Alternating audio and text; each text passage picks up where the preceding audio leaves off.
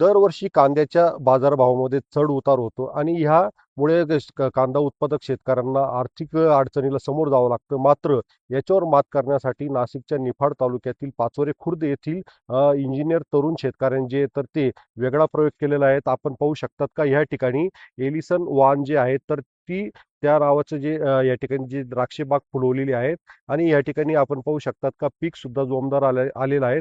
कारण की सतत 6 महिने पाऊस कोसळला आणि त्या पावसामध्ये द्राक्ष बागेंचं मोठं नुकसान झालेलं आहे आणि त्याच्यामुळे कुठंतरी द्राक्ष उत्पादक शेतकऱ्यांना त्याचा आर्थिक फटका बसला आणि आपण मला हे सांगा की तुम्ही कांद्याची शेतीला फाटा देत ही द्राक्षाची शेती केलेली आहे.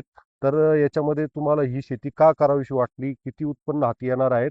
आणि त्याच्यातून काय आज रोजी बाजारभाव मिळणार आहे? आपल्याकडे मेनली ना 2 व्हरायट्या आहे. परंतु या अप-डाऊन पावसामुळे आहे ना, त्या व्हरायट्यांना खूप प्रॉब्लेम आले मागच्या वर्षी. त्यामुळे आपण हा वाण लावण्याचा निर्णय घेतला. जवळपास 2.5 एकरावर आपण याची लागवड केली आणि हे पहिलंच वर्ष आहे माझं. तर ह्या व्हरायट्यांना माल येण्यासाठी कुठल्याही प्रकारचा प्रॉब्लेम नाही आहे.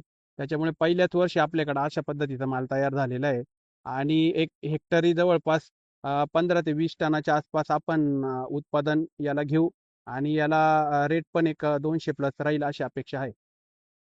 एकंदरीत पाहता ₹200 किलोला बाजारभाव मिळणार आहेत आणि उत्पादन सुद्धा चांगलं आहे आलेलं असल्याने शेतकऱ्यांनी जर आपल्या शेतामध्ये असा वेगळा प्रयोग केला तर नक्कीच त्यांना आर्थिक फायदा होईल.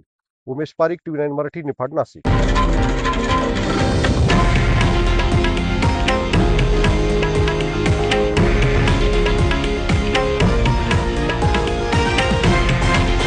हे आहे देशातील नंबर 1 न्यूज नेटवर्क आणि आपण पाहत आहात TV9 मराठी, एकमेव.